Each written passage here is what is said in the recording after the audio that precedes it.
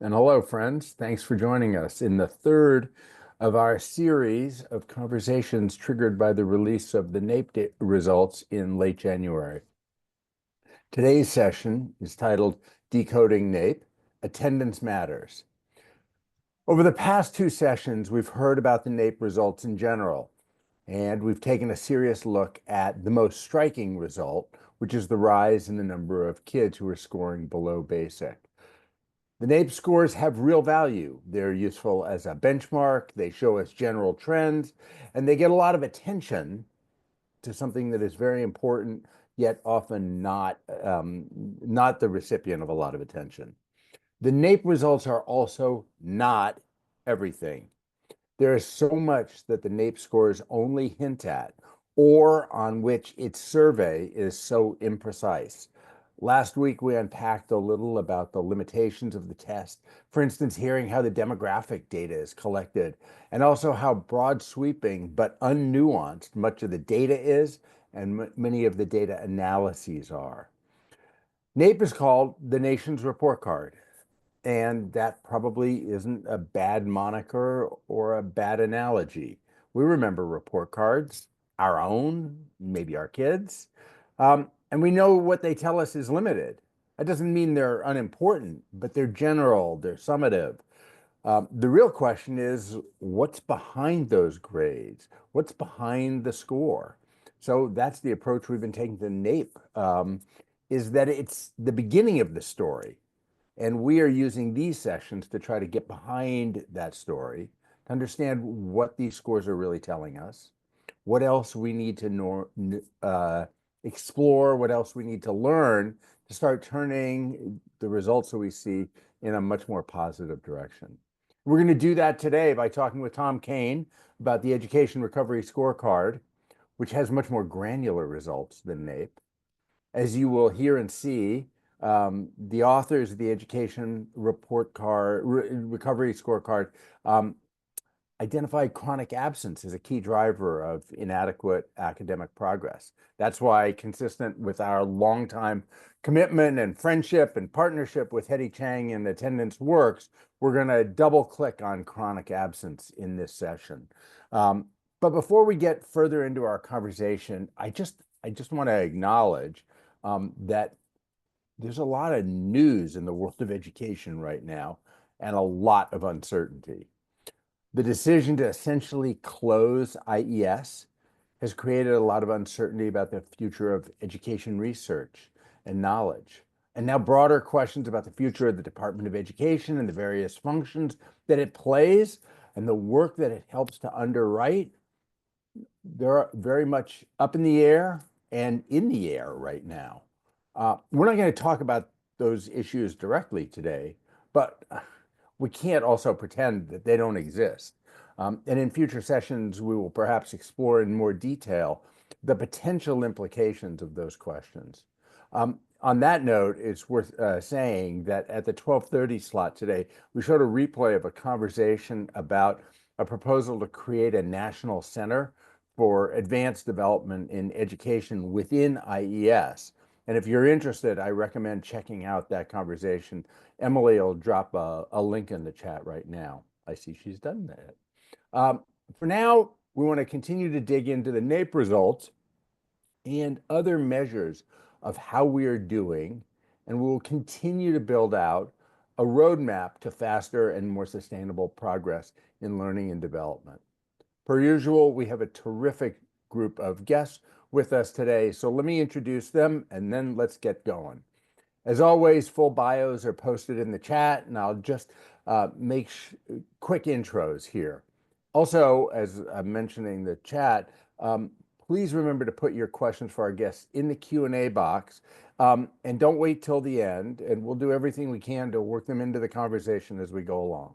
So first, we're going to be joined by Tom Kane and Hetty Chang. Tom is an economist and a professor of education at the Harvard Graduate School of Education. He's the faculty director of the Center for Education Policy Research, a research center that works with school districts and state agencies. Hetty Chang, as we all know well, is the founder and executive director of Attendance Works, a national and state level initiative aimed at advancing student success by addressing chronic absence. Hetty and her organization is a founding partner of the campaigns. We'll then be joined by a group of state-level leaders who have focused on issues related to attendance. Kari Sullivan Custer serves as the attendance lead in the Connecticut State Department of Education. Her work involves coordination across agency divisions to reduce non-academic barriers to student attendance. Dr. Louis Farabee is the chancellor of the District of Columbia Public Schools. He was appointed by the mayor, Mayor Bowser, in 2018. And as chancellor, he has focused on working towards having a great school in every neighborhood of Washington, D.C., and keeping equity and transparency at the heart of the district's work. Lori Masur is the director of early learning with Read On Arizona, which is the campaign's state lead organization in Arizona. With Read On, Lori guides its collaborative work with strategic priorities related to school readiness, early literacy, and systems building. And finally, Ernice Singleton serves the Louisiana Department of Education as Assistant Superintendent of Career and College Readiness. And in that role, Ernice has driven various attendance-related initiatives. So I'm going to start with Tom and Hetty, and let's start actually with Tom. Tom, can you join us on screen? And welcome back. Last year, Tom and his colleague, Sean Reardon at Stanford, who are the co-authors of the Education Recovery Scorecard, joined us for a session. And Tom, we're very grateful that you were able to come back again, especially so soon after releasing the new Education Recovery Scorecard. I'm going to turn this over to you for a few minutes in a second, Tom, but here's what I hope you'll share with us. Remind us what the Education Recovery Scorecard is and where we can get more information, how you collect and analyze the data. Tell us what you found generally and highlight a few of the most promising findings. So with that, thanks so much, Tom. And I'm hoping you can stick with us for a few more minutes after your presentation, because I'm going to ask Hetty to double click on your findings around the importance of chronic absenteeism. Great. So thanks, John, and thanks to all of you for joining us. Can you see, are you seeing my screen right now? Yes, sir. Great. So as John mentioned, this is a joint project with Sean Reardon at Stanford and Doug Stager at Dartmouth. So what we do is we used the NAEP scores that just came out a couple of weeks ago to make the state proficiency thresholds comparable across states and over time. A number of states, for instance, Florida, changed their proficiency after 2022. And so it's hard for any individual district to know, have my scores improved or have my scores fallen? But because we're putting the state proficiency thresholds on the NAEP scale each time there's a new NAEP, it allows us to compare achievement across state lines, but also for a given district over time.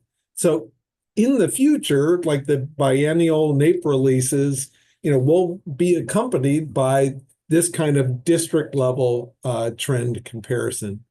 This year, we're able to include 43 states. There were some states that we couldn't include for various reasons, like low participation rates. We look at math and reading. In a number of states, we have subgroup data. We have a total of 8,719 school districts, so about 35 million students. And that covers almost 80% of U.S. enrollment in grades 3 to 8. If you go to the Education Recovery Scorecard .org website, this is the home screen you'd see, and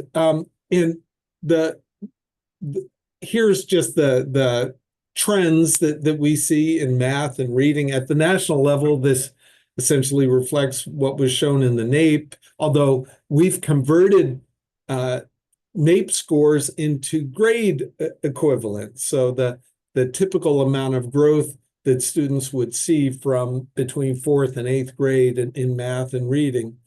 In math, there was a large loss, a little bit over half a grade equivalent between 19 and 22. And then between 22 and 24, there was a recovery, although still a small share of the original loss. But we're still almost half a grade level behind where we were in 2019. In reading, as I'm sure you all know, students did the opposite of catching up between 22 and 24. There were additional losses, so that while the initial loss was less than were smaller in reading than the initial loss in math, by now the reading loss is almost equivalent, so almost half a grade level behind in reading. Now, when we look at it by different district characteristics, we see that the losses were larger in math and reading for higher poverty districts. So the gap in grade levels between the highest and the lowest poverty districts was 3.7 grade equivalents in 2019 that had grown to about 4.1 grade equivalents in 2024. If you look by the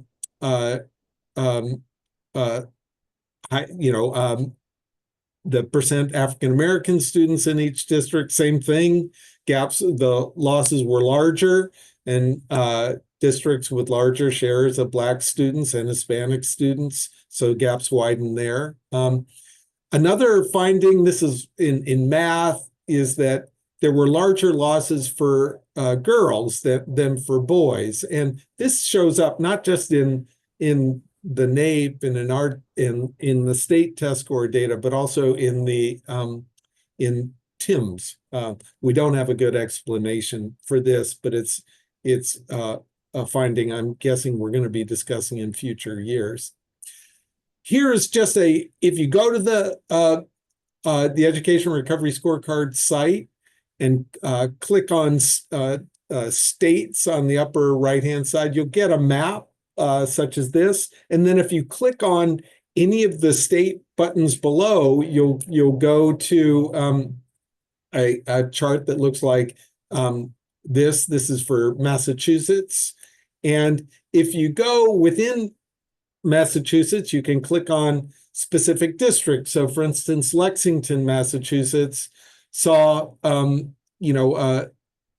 substantial decline, 0.47 grade equivalents between 19 and 22, but Lexington is a high income district and they're back above their 2019 achievement in 2024.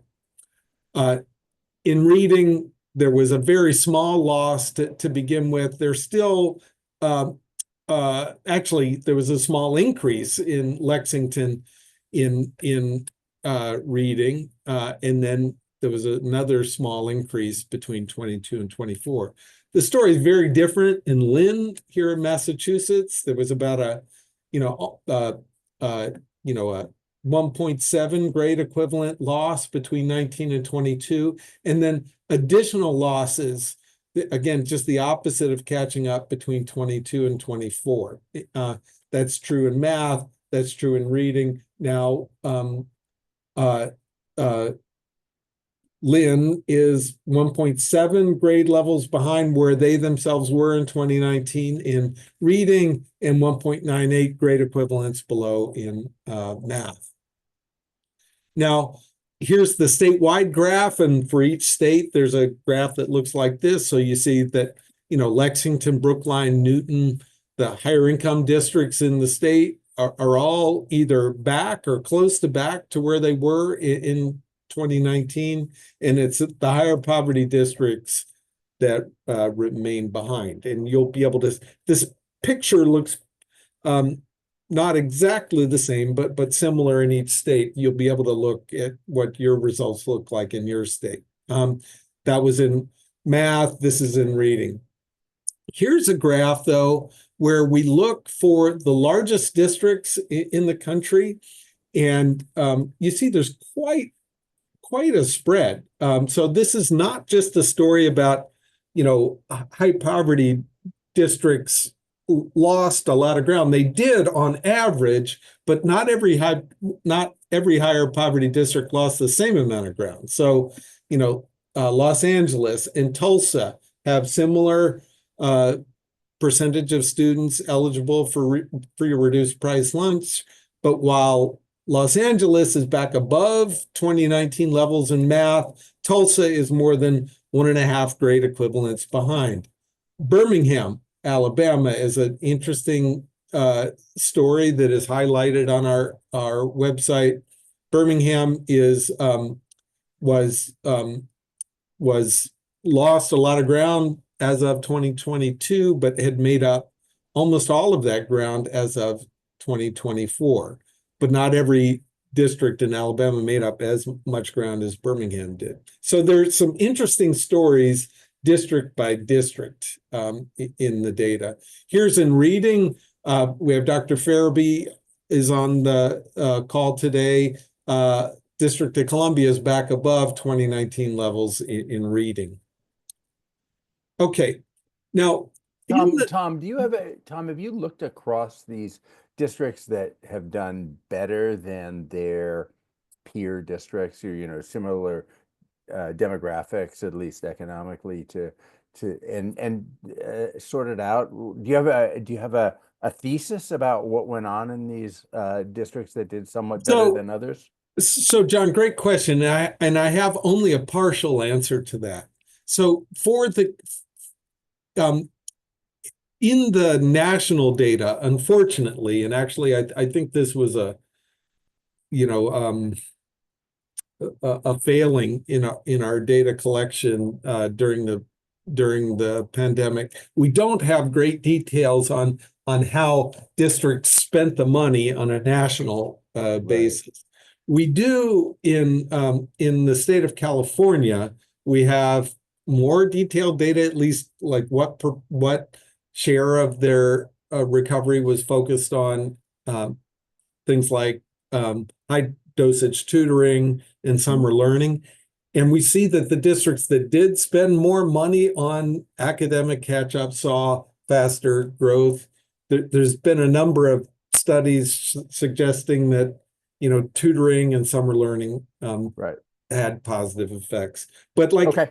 We'll be trying to learn a lot more about what you're talking about here, because I hope you're planning to come back and tell us what you find. Yes.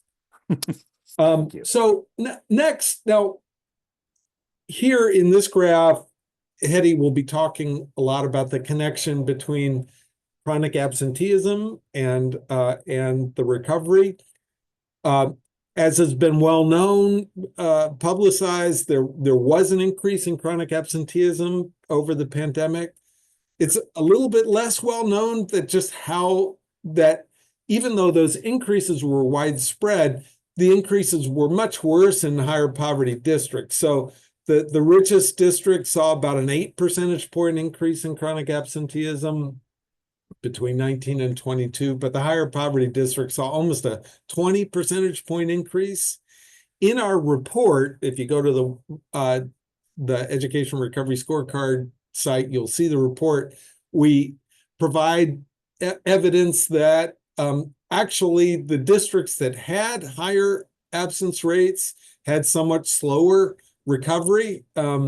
So, drawing the connection between the direct connection between chronic absenteeism and slow recovery. We also describe the evidence in the report that actually I fear we may be understating the effects of chronic absenteeism, and that we'll be studying this more in the future. We may find out that absenteeism is having an even more negative effect than we're estimating right now. We also looked at, in the report, did the spending have an impact? And as John and I were just talking briefly, there is evidence that the districts that received more money saw somewhat faster improvement, although it really depended on how districts spent the money. In California, for instance, we saw the districts that spent more of it on academic recovery saw, faster improvement. I'll skip past this slide, and I want to get to this slide before getting to the concluding remarks. Is that Great. As you can see here, between the decline in reading had started even before the pandemic, but especially for students at the 10th percentile, so at the bottom. Actually, if anything, at the top, the highest, the 90th percentile readers, both in 4th grade and in 8th grade, have improved somewhat, even during the pandemic.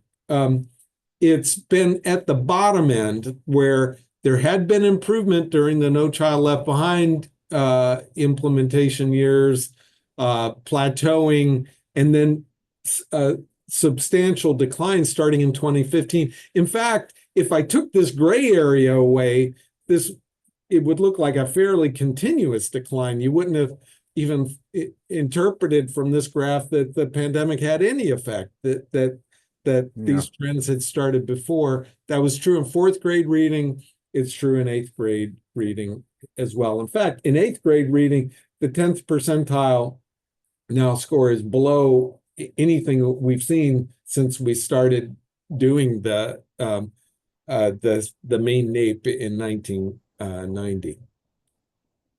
So we wanted to then shift now to just some concrete actions that states and districts could be taking. The first, I think, is to emphasize the fact that recovery is not finished. There's still a lot of catch up to be done, and because the federal relief dollars are gone, states will need to be figuring out how to use some of their existing state dollars or the Title I dollars that they control to continue some of these things like high dosage tutoring and summer learning that have been shown to have an impact.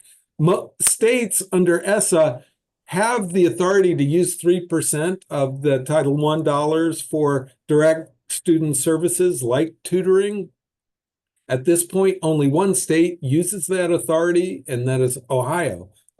So exercising that authority is one way that states could keep dollars for tutoring and summer learning efforts. A second thing that we emphasize, and Hetty will be talking a lot more about, is just the importance of lowering student absenteeism. Remember, what we're seeing is clearly not just a result of what happened or didn't happen during the 2021 school year. And how do we know that? Well, it's because students are still losing ground. I showed you in Lynn, but that's true nationally in reading. And lowering absenteeism is one of the few things that organizations outside of schools could be helping with. For instance, employers could be giving parents more flexibility around school pickup and drop-off times, or community leaders could be organizing extracurricular activities at schools to draw students in. A third thing that we urge is for teachers to be directly informing parents when their child is not at grade level. Since the very start of the recovery efforts, poll after poll has shown that parents are misinformed. They underestimate the impact the pandemic has had on student achievement. And that matters because if parents think everything is fine, they'll be less likely to sign up for summer learning. They'll be less likely to ask for a tutor. They might be less concerned about absenteeism than they should be. And teachers are the most credible messengers to be telling parents. So we urge more teachers to be telling parents this spring, and it might actually help. These are hard conversations to have. It might help if if schools and districts were requiring it, so that rather than just leaving it up to a teacher's himself or herself to initiate that conversation. And then finally, a number of states have implemented science of reading laws in the next few years. A number have been doing cell phone bans as well, mostly at the district level. And now is the time for us to be trying to learn which of those initiatives are working. And I just want to highlight that this will require cross-state efforts. No state, because each state has taken a somewhat different approach on science of reading legislation, no state is going to be able to figure out the answer by themselves. It'll require sets of states working together to learn which of their initiatives are making a difference and which aren't. And, this is something we're going to be working on going forward in a project that we're calling States Leading States. So why don't I stop there? Awesome. Hetty, I want to bring you in 1 second, but Tom, while Hetty joins us, Tom, what you said was very confirming of the general observations from the NAEP results, with a lot more detail. Anything that jumped out at you as like, whoa, that's surprising? That's not what I expected to see at all. So there were some pleasant surprises and some negative surprises. So a pleasant surprise was just the magnitude of the improvements in districts like Birmingham, in Los Angeles, Compton, and DC. We have Dr. Farabee on that there are a number of places that have made important improvement, and so we were happy to lift those up. On the more negative side, I was really surprised by the continued loss in reading. That between 22 and 24, especially at the bottom end, there was just the opposite of catch up. I was expecting that we would see a little bit of improvement in both math and reading, and we saw smaller improvement in math than we were hoping for, and no improvement, actually additional loss in reading. So I would just, and as I said, this implies that what we're seeing now is not just a result of what happened during the 2021 school year, because of things that are continuing and that will continue to erode achievement if we don't get a handle on them, like absenteeism. Awesome. Tom, I hope you can hang around for a few seconds. I will. We have some questions with Hetty. But thanks so much for that. Hetty, I want to give you a second to react to what Tom said. Education report card in general, recovery scorecard in general, but also specifically around the impact of attendance. Yeah, well, I think, and I can show a few slides, but I'll go pretty quick through them, John. Okay, sure. That'd be great. So first of all, I just wanted to say that, the rise in the decrease in scorecards, I think we'll have to unpack that, but really did double during the pandemic. So I think it may be contributing to why you're seeing this continued downward trend. And one of the things that might explain why we're not seeing improvements is the high rates of chronic absence that we saw during the pandemic aren't improving very quickly.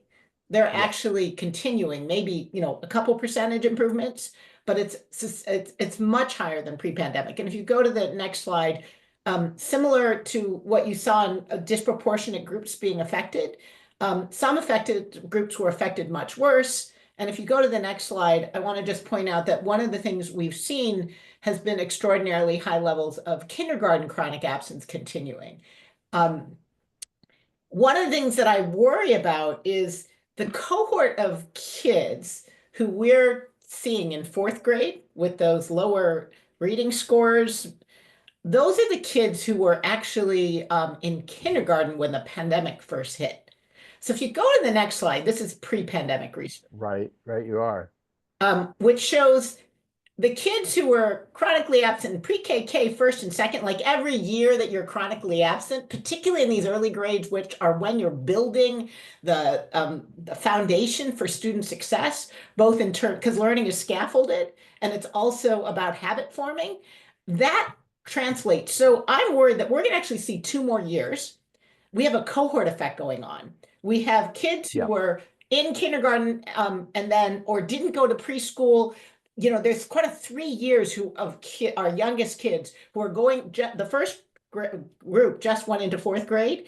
The next group's going to come to fourth grade, and we actually have to think about what are we doing to support these kids. Because when I talk to teachers in classrooms, the current kindergartners are not quite as adversely affected as the kids that were in school during the pandemic and had really disrupted learning. And that's something I think we'll have to figure out how to think about. But then if you go to the next slide, so these are just quickly some of the impact slides, but keep going.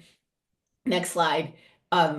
So these are some of the impacts on kids of being chronically absent. But then if you go to the next slide, what I also want to talk about is that when you have high levels of absenteeism, which is what we saw during the pandemic, the impact of that isn't just on the kid who's chronically absent. The impact is on all the kids in the classroom because it's harder for teachers to teach, set classroom norms. It's distracting for kids. Prior to the pandemic, maybe 28% of all schools had a chronic absence rate of 20% or higher. Post-pandemic, it's 2/3 of all schools. And then if you go to the next slide, That's crazy. That's crazy. That is crazy. That is That's crazy. crazy. Let's just be clear. Okay, That's that was crazy. crazy. And our elementary schools, which are smaller, Yeah. were really affected by this. And these are elementary schools who don't have a lot of staff, got a principal and teachers and not much else. And you went from 3,550 pre-pandemic to 20,000 almost to still almost 16,000 elementary schools with this is 30% or more levels of chronic absence. So that issue, and then if you go to the next slide, and not that isn't affecting older school kids too, but the elementary schools, I think we really got to think about it because it's where that foundational learning is happening. But then I also want to call attention to what's happening in high poverty schools. And I think this connects a lot to what Tom was talking about. So before the pandemic, maybe 25% of all schools serving 3/4 of their kids struggling with poverty had 30% or more levels of chronic absence. It's nearly 60% in 22-23. If you combine that with the kids between the schools having 20 to 30%, you have 80% of all high poverty, very high poverty schools having 20% or more levels of chronic absence. The challenges of then engaging in academic recovery when you have that kind of churn, and they point to systemic issues and barriers, unreliable transportation, unstable housing, unsafe walks to school, a lack of access to health care. That really called for a whole community effort to improve that. And until we can address those systemic barriers, it's going to be very tough to engage in recovery. And when those kids face those challenges that make it hard to get to school, it's also harder for them to learn in school because it's affecting their health and well-being and their ability to concentrate in the classroom. Yeah, Hetty, let me pause you for 1 second and bring Tom back in. And we can stop showing the slides for a second. Okay, Tom, in those places, the Birminghams and Los Angeles, we're just going to use that as shorthand for the group of places that did better than you'd expect. You mentioned that maybe those places did a better job of focusing the additional resources on academic recovery. Are you able to look at what happened with respect to attendance in those districts that did better than you might have otherwise expected? And is there a correlation there between attendance figures and outcomes? So there's definitely a relationship on average between the districts that had high absences during 22, 24 saw smaller recovery. And that's true even after controlling for, district poverty and other characteristics. So absenteeism clearly played a role. And the so what we learned earlier from the initial school closures was that high poverty districts stayed closed for longer, and each student in those districts for each week that was lost more ground in high poverty district than in a higher income district. Horace Mann said, the public school is the balance wheel of the social machinery, and we saw that when schools closed, gaps widened. Well, what Hetty is describing is that continues today, just in the form of absenteeism. That higher poverty districts have seen greater growth in absenteeism, and the losses per students are likely larger for each day that students miss. So it's John, both. I do want to offer up, I was interesting because one of the districts that Tom highlights is Compton. And I'd actually been listening to I was actually at a session in the legislature with the superintendent last week. They actually had a huge reduction in chronic absence, even as their test scores were also improving. He was doing both. He was both making classroom more engaging, curriculum more engaging. But one of the things he did was he shifted to better using of attendance data. He started establishing goals for attendance with his principals and telling them they needed to work on it. He made sure there were attendance teams operating on that. It didn't actually get captured as much. He talked more about his curricular reforms. But I think a lot of places that are seeing improvements, they're getting them not because they're both paying attention to making sure classroom instruction is useful and engaging, but they're also addressing the factors that are causing kids to not show up to school, because it's really hard for instruction to have an impact unless the kids are there to get it. Totally. I mean, there's a big chicken and egg question, like which is driving which. There's a great question that Kristen just posted. But Kristen, I want to hold that until we get everybody into the conversation and then come back to your question. But it's about, why has this persisted? It was bad before the pandemic. Why has it persisted after the pandemic in high poverty districts? I want to put a hold on that question until we hear from some of the states, because what we're going to now do, and Hetty, I want to enlist your help here in bridging to some of our friends from states who have actually paid a lot of attention to this, who devoted energy, and which is one resource, but money as well, to grappling with this challenge around attendance. So Hetty, why don't you help me set that conversation up, and then we'll go to our friends from the district and from the states.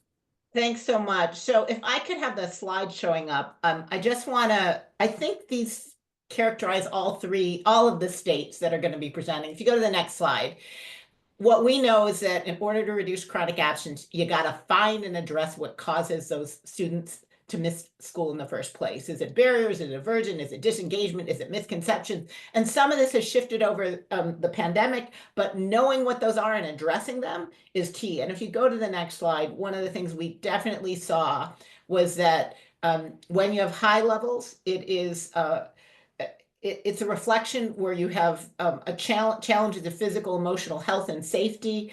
And we're still making sure that those things are back in place.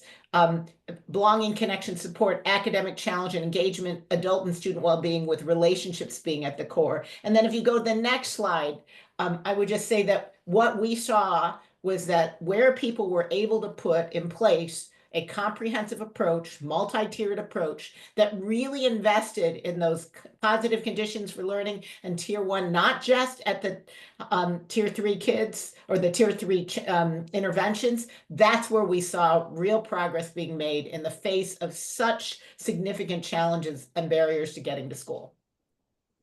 Gotcha. Gotcha. Okay. That is a great setup for turning to our friends from states and districts.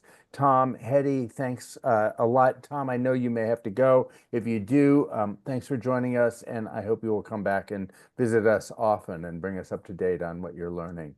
And Hetty will hang around because we'll come back to you. Okay, let me invite Chancellor Farabee to join us. This is fun for me because I live in Washington, D.C., so that's very cool. And I'm the proud father of two DC public school graduates, I'm going to tell you, K through 12, and they're super snobs about the whole thing. We're big fans of DC public schools. Last fall, the Washington Post recognized the district for achieving the lowest absentee rate since the pandemic. And let's just note as we start here, Chancellor, it's a unique place. DC is. It operates as a city, kind of as a state when it comes to education.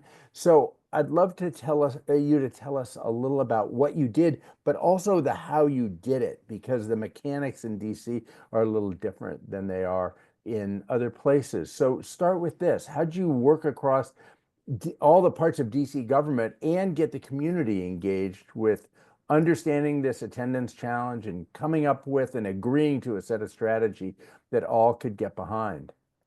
Yeah, thank you, John. It's great to be here virtually. Thank you for choosing DC Public Schools.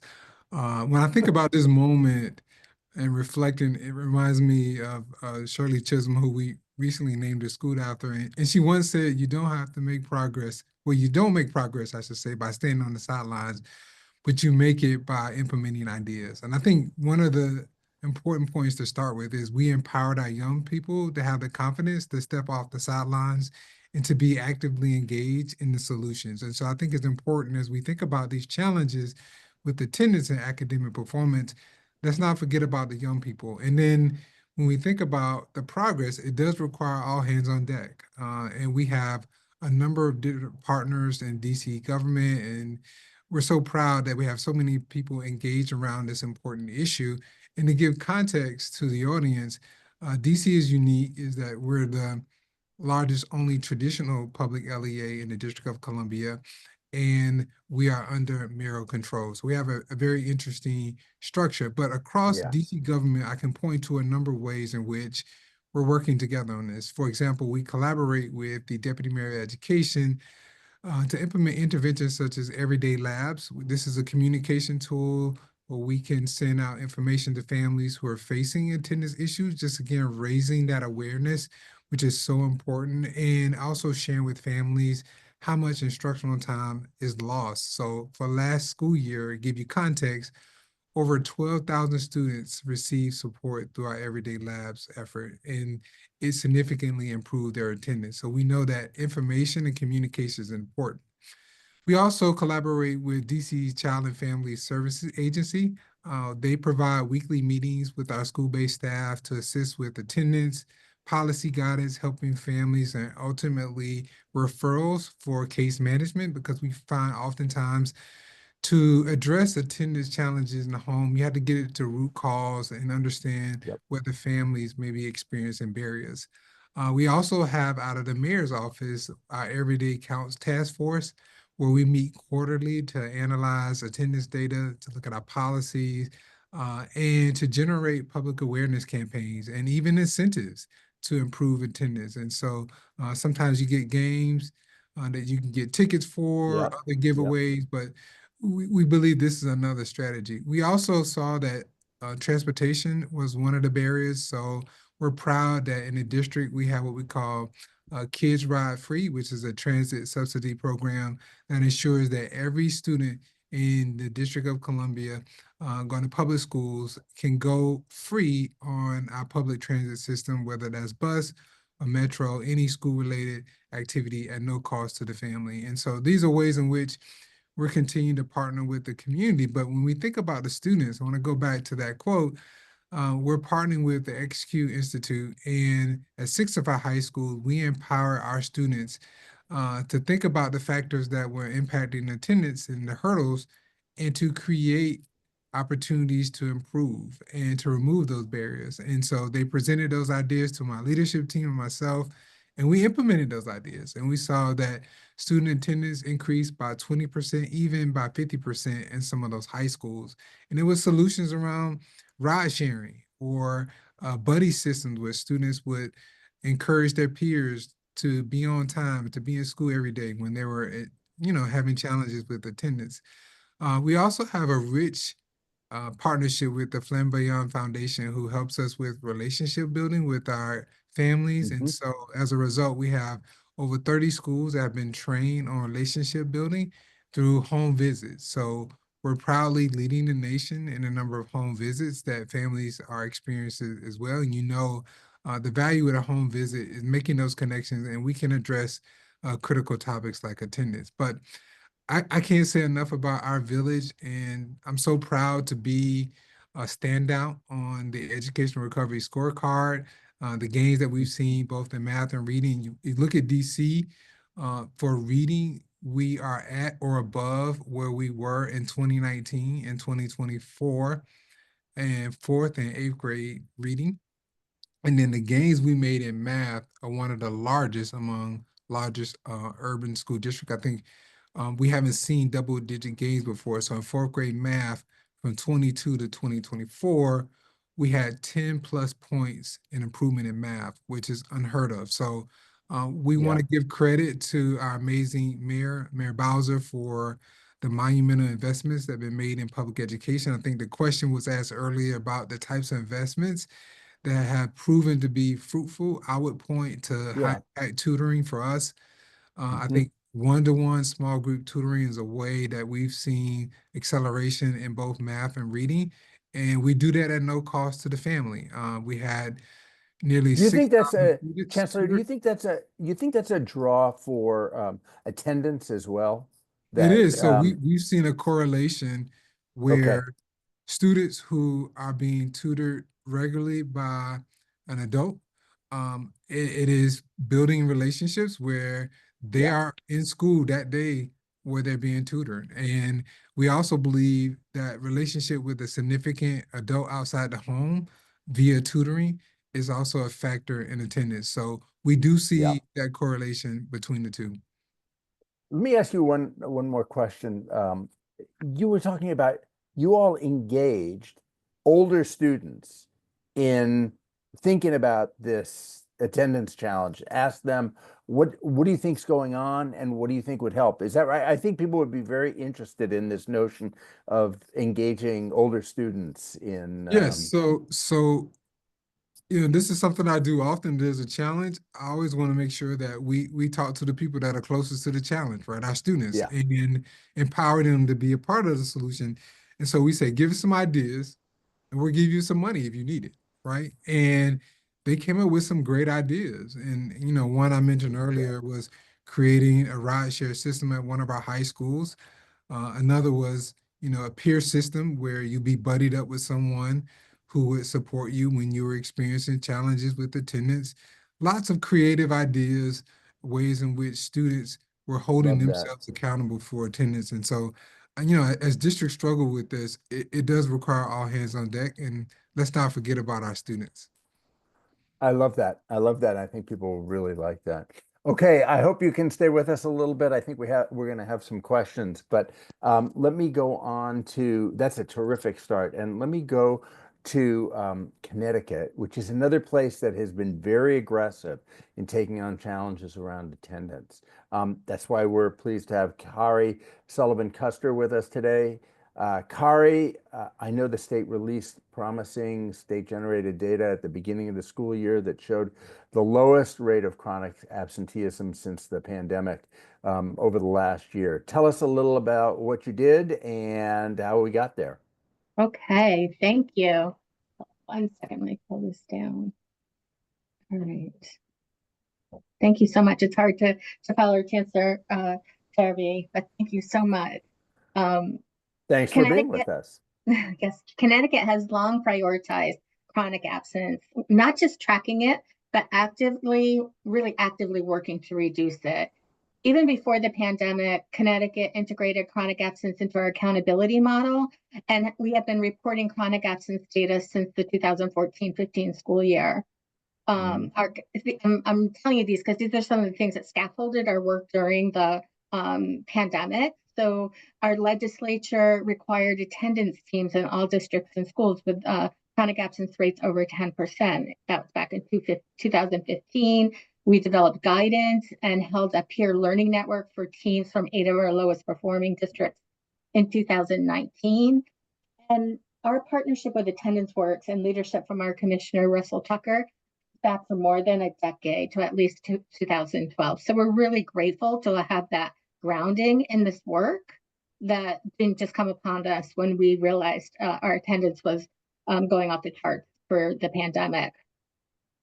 So although we have a long way to go, as you mentioned, John, our chronic absence peaked at 23.7 in 21-22, but has since dropped to 17.7% in 23-24. So that's 6 percentage points. But more recently, we know in Connecticut, we have monthly chronic absence reporting. So I know, and I can work with districts, that this past December, 2 months ago, chronic absence was 17.1, which was down from 18.7 a year ago. December's a tough month, and we were really happy to see our numbers going in the right directions. That's a difference of 8,500 more students attending school regularly. That's a big deal. More than 80% of districts have seen improvements, particularly in the early grade levels. But while we're not back to the pre-pandemic rate of 10.4%, these gains demonstrate the impact of our collective efforts. So this momentum is no accident. It's the result of a coordinated, proactive approach that began even before the pandemic and intensified in response to it. When the pandemic hit, Connecticut adapted quickly. As schools opened, all our schools opened in September 2020, Connecticut issued a standardized definition of what in attendance means for remote learning for all districts to follow. And we began the monthly public reporting of attendance data, becoming the first state to collect and share real-time data on attendance. This allowed us to analyze early data that revealed that students in remote learning were struggling with engagement, a challenge we couldn't ignore. And finally, our partnership with Attendance Works led to a research brief, I think I'm going to drop it in the chat, confirming the negative impact of remote learning on both attendance and learning outcomes. And so we really encourage districts to go back to in-person learning as soon as possible. These early insights laid the foundation for targeted high-impact strategies to re-engage students and families. We have tutoring and we have summer programs, but one of the most effective was our Learner Engagement and Attendance Program, which was founded in spring 2021. We call it affectionately LEAP. The Governor Lamont and the Connecticut State Department of Education launched LEAP, which is a statewide positive and relational home visiting intervention to re-engage students and families. If you can picture back in 2020, 2021, families were home, they were really disengaged from school and everything. But LEAP is not just about the home visit, it's about equipping districts and home visitors with training, performance management tools, and high-touch support. And we use home visit logs to analyze the barriers to attendance and address challenges head-on. So LEAP has been a game changer, particularly at the high school level, where we've seen the greatest impact. We've done 71,000 home visits have been conducted since we started for 42,000 students. It's a multi-visit model. The students will get 2 or more visits. We are in 25 districts. We started in 15. We're at 25 districts. 92% of LEAP districts have reduced chronic absence rates. We've seen a decline in 30,000 more students attending school regularly. But the evaluation of LEAP, which our commissioner evaluated our investments from the pandemic rescue funds, that we evaluated LEAP, the largest and most robust study of a home visit program, confirmed LEAP's effectiveness. For students in K-8, a 10 percentage point improvement in attendance within 6 months of their first visit, and high school students improved by nearly 15 percentage points after their first home visit. But we know that beyond the numbers, LEAP proves that relationships drive attendance. And we know that attendance is not just a district issue, it's a statewide priority. So we have our School is Better With You multimedia attendance awareness campaign, which was launched to reinforce the message that showing up to school every day matters. Great. Go ahead. No, that's great. That's great. I'm hearing a big theme through what Hetty said and then what Chancellor Farabee said and what you're saying, Kari, that it's this combination of high touch through home visiting with quality activities at school, whether it's summer learning or whether it's high impact tutoring. It's maybe that combination of things that is something of an unlock to get more kids to come to school. Right. It's the relationships that are the center to all of it, and developing those, whether it's a relationship with a tutor, or it's an engaging after school program, or it's something during the day that we've put into the school student schedule that will make them want to come to school, that they have interest in. That's awesome. That's great. Okay, I hope you'll stay with us because we're going to come back for a general conversation and some questions. And I see the time, and Emily's going to be mad at me if I don't keep moving. So I'm going to keep moving. Ernice, everybody's looking at Louisiana since the release of those NAEP results. You were something of an oasis of hope in a largely dry desert of results. And I know that tackling absenteeism was a key part of your strategy. So can you tell us a little about what the situation was and is and how you're approaching this challenge? Sure. Good afternoon, everyone. So as you stated, the reading scores grew tremendously, and we looked at what our team focused on literacy did, and they had, a very detailed strategy as to how they chose to increase the literacy rate of our students in our state. And now we're at the point to where we're kind of behind the 8 ball on attendance, but we have started working on a strategy to make sure that our students are in school. And so I have a small team of individuals who are on this, and they are on this particular call, and they're taking notes from our other states, our state partners, so that we can learn and implement some of those as well. So we kind of started out by a couple of years ago reinstating child welfare and attendance officer here at the state, because that is something that we did not have for a few years. So we reinstated that position, and that person was really focused on getting the word out about all things attendance, updating our child welfare and attendance guidebook, holding monthly calls focused on child welfare and attendance with child welfare and attendance officers across the state and other key stakeholders that really wanted to improve attendance. We have a program called Families in Need of Services in some of our school systems. So those individuals were on the call. We work with our virtual schools, our school counselor association, the Child Welfare and Attendance Association, just to get the word out about how important it is for students to be in school. We also partnered with Louisiana State University to form an attendance alliance. And what they did was create an attendance strategy, and they work with various school systems on implementing those attendance strategies, so very small pockets throughout the state. We also contracted with them to actually hire them to go out and find students who were not in school as a result of the pandemic. And they went out and they hired these people to work in 22 systems, and they kind of located over about 1,200 students, just either to determine whether or not they had moved to another state, or maybe they had moved to a private school, or they were being homeschooled. But we just tried to go out and find those students, because during the pandemic, we found that a lot of students were just not returning to school. So we wanted to find them. So that's one of the strategies that we implemented. We also created a Child Welfare and Attendance Summit. So since I think this is the 3rd year, it's actually next week. And so we have a 1-day professional development event, and we bring in stakeholders just to provide information on child welfare and attendance, strategies that are going on, doing well in various school systems. We bring in speakers as well. I heard someone talk about Everyday Labs. We partner with them in some of our systems as well. And so we will have a presentation from Everyday Labs at that summit next week. And then we did some school level attendance training. We partnered with Attendance Works as well to provide some training to school systems on looking at data and using that data to inform them to make sure that those students were in school, and just provided some targeted technical support. And as we're moving forward and we're looking at what is happening, we've kind of taken all of this information and we are now really looking at 82 schools in our state who have the average number of attendance days missed is over 13.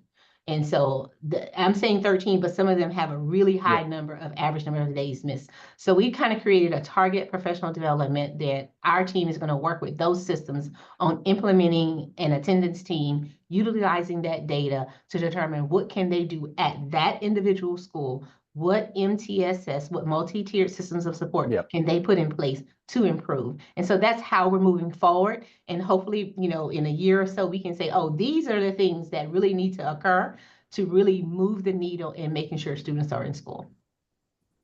That's fantastic. Thanks so much, Ernice. And stick with us. We'll be back to you in just a second. It is great to finally arrive in Arizona. It takes us a little while. Lori, thanks for your patience, but you know, flying all the way out to Arizona takes us a little while.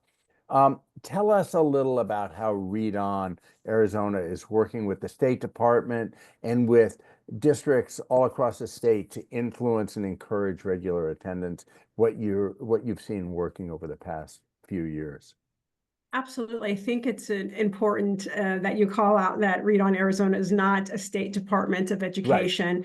Read On Arizona, one, we are the state designee for the campaign for grade level reading, but we also serve as, thank you, as Arizona's Early Literacy Collective Impact Model Initiative. And with that, it's the idea that we are working collectively and collaboratively with partners, including state agency partners, including school districts, including education stakeholders and philanthropic partners. We are talking about everyone being in the same boat, rowing in the same direction when it comes to school readiness and early literacy. And Read On Arizona began looking at the impact of attendance on early literacy almost a decade ago with some research that was done in partnership with Arizona State University.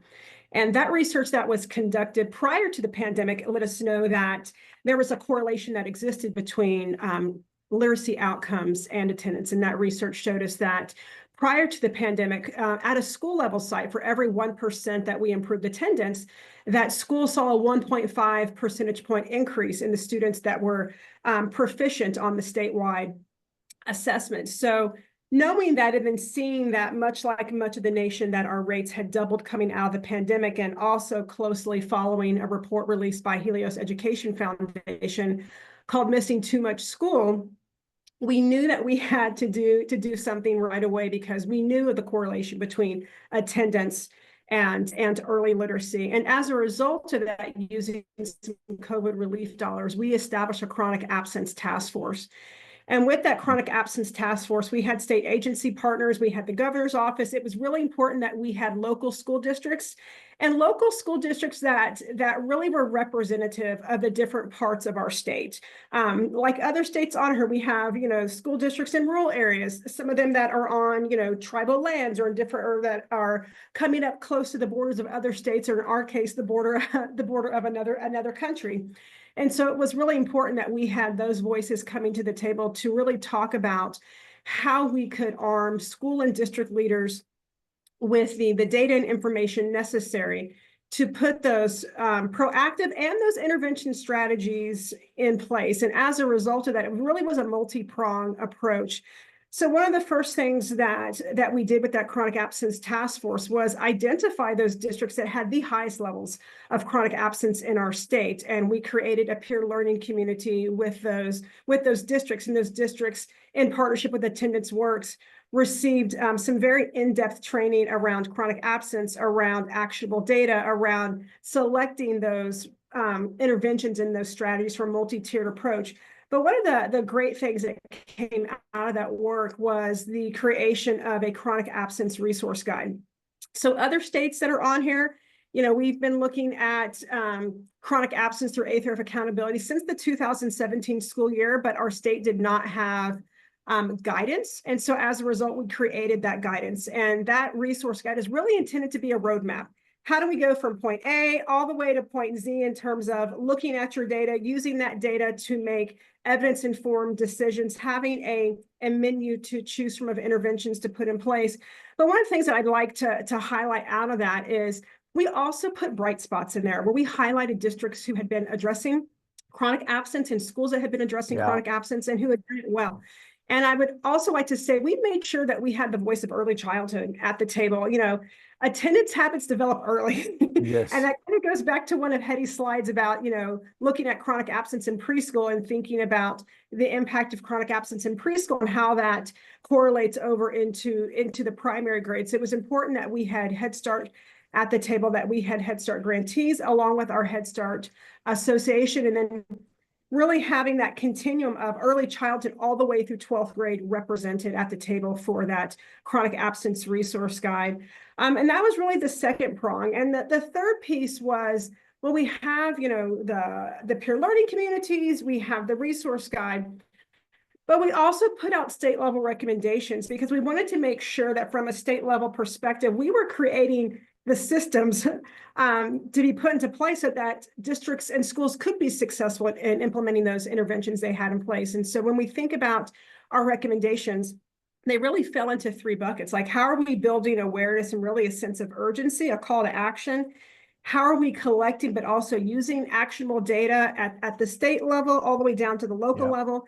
And then how are we really promoting the use of evidence-based prevention and intervention strategies at that local level? And as we move forward in 2025, really rolling out our chronic absence plan, which is to reduce chronic absence to pre-pandemic levels by 2030. And 2 years into this work, we are seeing incremental progress. We have reduced chronic absence by 8 percentage points over the last 2 years through those collective efforts in the state of Arizona.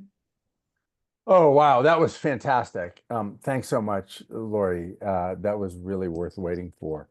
Hetty and Ernice, Dr. Farabee, Kari, why don't we all come on screen now and have a little conversation, and then we'll take some questions also. I want to start with a question about what challenges are now. There were a set of challenges, and Hetty was way out ahead in identifying them in the teens. Then we had the pandemic. Now you guys have been leading the pack in sort of coming up with strategies and then carefully executing strategies to try to respond to this attendance challenge. But we're not back to where we were before the pandemic. Something happened that was pretty profound during the pandemic, and during maybe some of the cultural changes that happened associated with the pandemic. And now maybe there are new and different challenges. So I'm curious, as people think about this, we don't want to go back and fight the last war. We want to learn what we learned from fighting the last war to fight the next one. So what are you seeing as the key challenges right now? And Lori, since we were just with you and we made you wait, let me start with you now. So I think when we think about those 4 buckets that Hetty showed, I don't really think that those 4 buckets have changed in terms of barriers and aversions. I think what we probably, you know, universally could agree on is that the relationship with in-person attendance shifted for families and for students. There was, this global message during the time of the pandemic that we could do things virtually, or things could be turned in through, online portals, and that students could, in fact, make those pieces up. And so I think we see, even though we're quote unquote out of the pandemic, I saw a comment in there. I still think we can't underestimate the domino and long-term tail that the impact of the COVID pandemic has had on the relationship between schools and students and families, with the piece about in-person attendance. And I think as we look forward, we talked about digging into the data and then finding why. We really have to target on how we're re-engaging families in a very positive way and sort of leaning away from the punitive aspects that might have typically happened prior to the pandemic. Interesting. Dr. Farabee, I wonder what you're thinking about to the extent that problems are persisting or new challenges are emerging. What do you think those are? What do you think's going on today as opposed to yesterday and the day before yesterday? Yeah, I think it was mentioned earlier that we're seeing chronic absenteeism at a younger age. And so I think understanding how important the transition years are is a strategy that we believe is very promising. We think that solid foundation in kindergarten is critical in terms of building the healthy habits for attendance. And then that transition from elementary to middle school, what we see a lot is students will peak out in their attendance at a high in 4th or 5th grade, and then start to go on a decline when they get to middle school. Yeah. And so a strong start in middle school we think is important. And the same is true going into high school in 9th grade. We see our most challenging numbers in 9th grade and when students enter in high school. And so I think at each level, we've been focused on that key transition so that students start strong academically and with their attendance. And we're seeing that if they start strong at each of those levels, they're able to hold those behaviors and those mindsets, which allows us to have maximum success. The other thing I would think is we all got to continue to focus on math. If you look at the reading and math results, math was the most challenging coming out of the pandemic recovery compared to reading. And I think there's certain skill sets that are built in person. You got to touch the base 10 blocks. You got to, see and experience those numbers. And so I think we, like a lot of other school districts, are continuing our focus on math, especially the generational gap that we often hear between new math and old math. Yeah, interesting. I saw a bunch of stuff go by in the chat, and I'm curious for any of you. One thing that's arising now, and there are questions in the chat about it, immigration, and whether you're observing already a dip in attendance related to people's concerns about immigration. Lori, you're on the front lines in a way. You seeing this already? I know that we're hearing about it anecdotally from schools and from district leaders in terms of, children, not attending, not coming to school for fear of, of something happening, or families not coming. So it hasn't yet we don't have real-time data like Connecticut. I mean, school districts obviously have their real-time data. So we're hearing it at the local level. We're hearing about that anecdotally here in Arizona. For us, the true impact of what you're speaking of, I think for us, there's a bit of a lag in how we get our data. So we should have probably a clearer picture moving forward. I see that Chancellor Farabee posted some things. Kari or Ernice, any thoughts on immigration related questions? I would say it's similar to what Lori said. It's anecdotal at this point. We don't have daily attendance. And so we're interested in seeing January and February attendance to see where the impact is so that we can support those districts. But we've been helping our districts with messaging around how to support families with the cards that have their rights on it, and making sure families know that their kids are cared for and safe at school. But yeah, that's about it right now. Gotcha. Ernice, anything you're observing? Yeah, not much more to add than what Lori stated. Yeah. Okay, great. Look, I think one question that's on everybody's mind is resources are about to become tighter. Folks implemented a variety of strategies with additional resources. Now those John, resources. before we go there, I'm sorry. Wait, and could I just say something about the immigration piece? Sure, of course, Hattie. Yeah. I think there's a couple of considerations, and we're hearing it was interesting. I both heard anecdotally that folks are feeling challenges. And then I was just listening to a webinar with 3 superintendents in California where they said because they've been so in contact with their families and have invested so much in relationship building, they don't think they're seeing an impact of some of this on it, where I've heard other superintendents say they are. Now, what I would say is a couple of things. I think that this one, I worry. There is some research in the past that showed that immigration raids did have an adverse impact on attendance. It also, I think we may want to think about that when schools feel like they're not physically, emotionally healthy and safe, it actually can affect the anxiety levels of all the kids in the school, not just the kids who, for example, may be worried about family members being undocumented.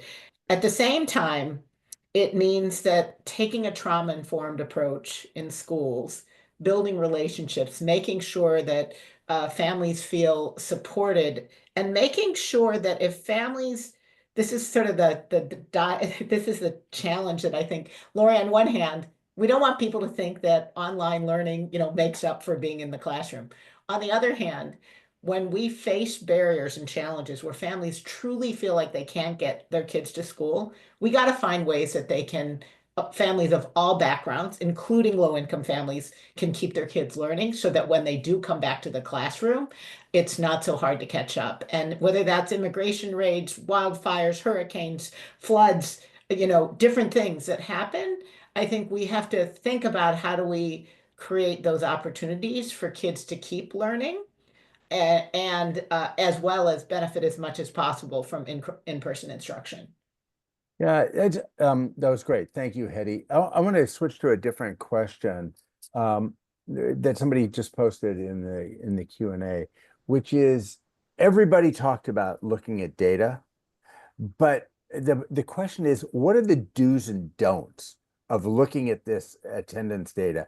Because there would be ways of just turning it into a counting game or making it punitive. So how do you think about what's the most effective use of the data that you're getting? Kari, you guys have been leading the pack on the data. So what would you say to the question of do's and don'ts on data?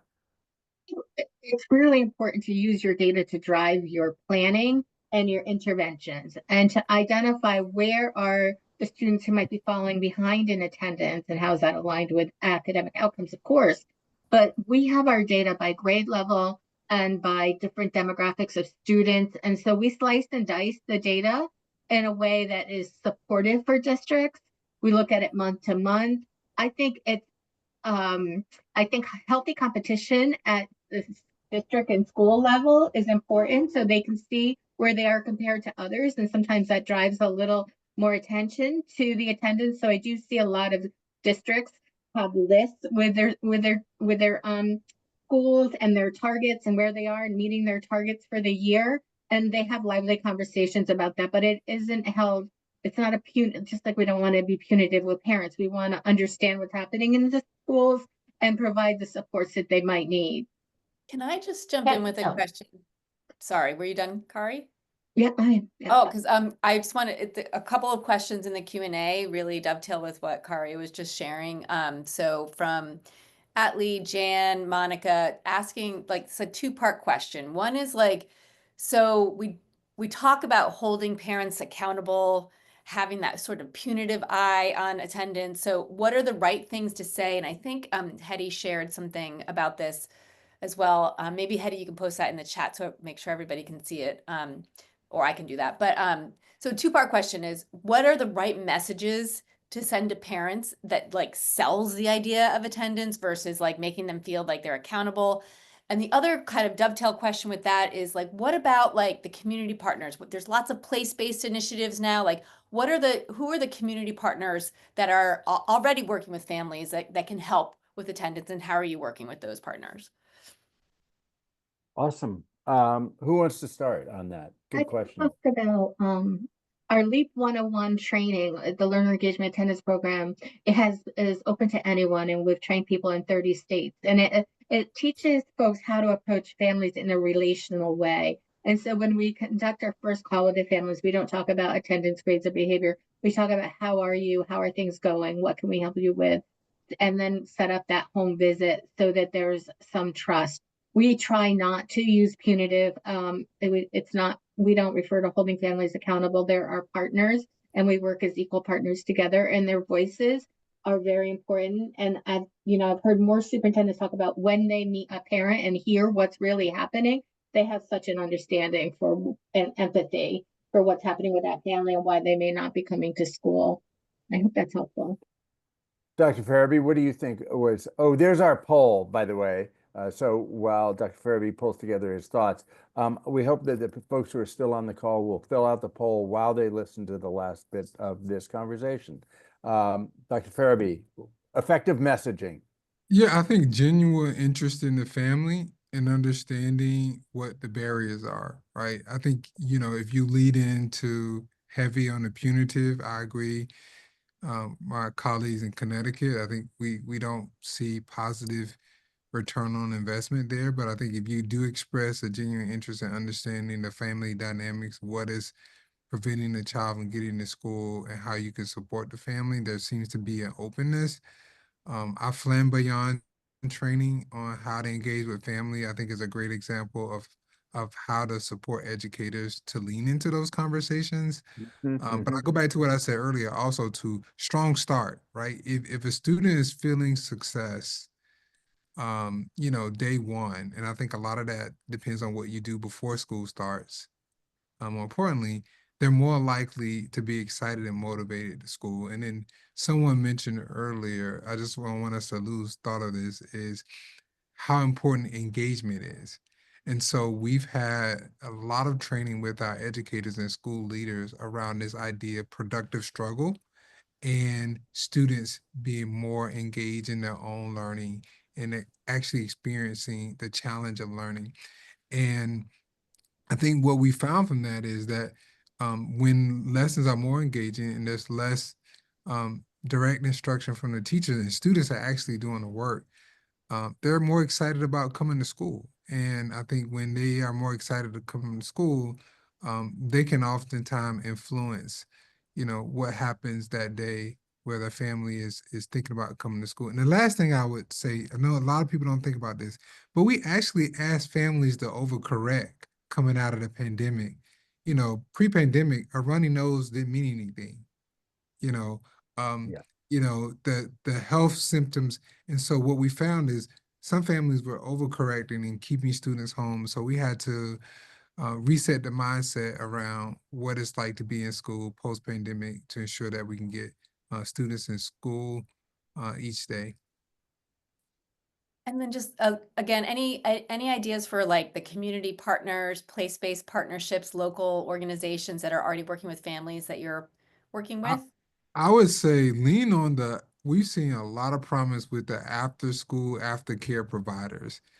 Attendance is often about what happens during the day. It's what happens after school, right? It's the extracurriculars, the club. So everybody that does something after school, we've asked them to help us in this attendance journey, and you'll be surprised of how many students will show up just because they want to do what's next after school. Dr. Farabee, I love hearing you say that, because I think that so many of us who are involved in education, people loved school and they think everybody should love school. Like, I went to school for recess and lunch and to play on the teams. And then I went to class in between those things. And people got to remember that not everybody loves going to school and learning math. Yeah, So, the arts community, we have partnership here with the Kennedy Center, Yeah. other organization, that drama club in the after school is oftentimes more important than all the other things that happen during the day, and they can be a help to us in getting students to school. yeah. And I know you've talked before too, and you've talked today about the tutoring program where the kids build these relationships with their tutors in school, and they come to school to see their tutor, which is amazing, amazing. Significant relationship with adult outside the home. Yeah. Yeah. And I, I just want to, Emily, I think we gotta land this plane. It was just fantastic to talk with all of you today. I think there was so much rich and practical information, real ideas about things that people can do. I love the chat. I love the questions. Thank you to everybody for participating. Thank you to Dr. Farabee and to Kari and to Ernice and to Lori, to Hetty for helping to put this together, to Tom in absentia, to Sierra and Emily who made this whole thing very smooth. Really, really appreciate all of that.